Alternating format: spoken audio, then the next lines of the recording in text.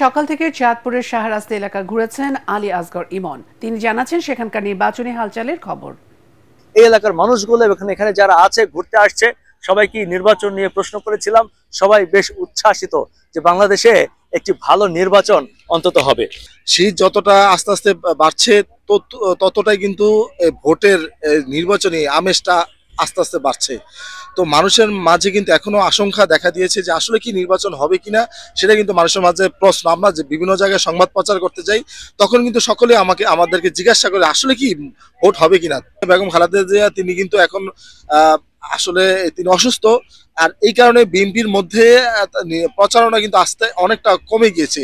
তো আশা করা যায় যে পরবর্তীতে সেই নির্বাচনের উত্তাপ বাড়বে, এমনকি নির্বাচনের মানুষ আসলে অনেকটা ভোট দিতে পারবে। যেহেতু 17 বছর অনেকে বলেছে যে 17 বছর ভোট দিতে পারে না, আর তাদের মধ্যে একটা আমেজ দেখা দিয়েছে যে তারা ভোট দিতে পাবে। আপনাকে অসংখ্য ধন্যবাদ। আমাদের কৌশিক ভাই যেমনটা বলছিলেন যে শীত যেমন আস্তে আস্তে আসছে, নির্বাচনী আমেজ ঠিক আস্তে আস্তে আসছে, খুব একটা ফাস্ট আসছে না। এবং এখানকার অনেক মানুষের সন্দেহ করছে এখনো যে আদৌ কি নির্বাচন হবে নাকি হবে না।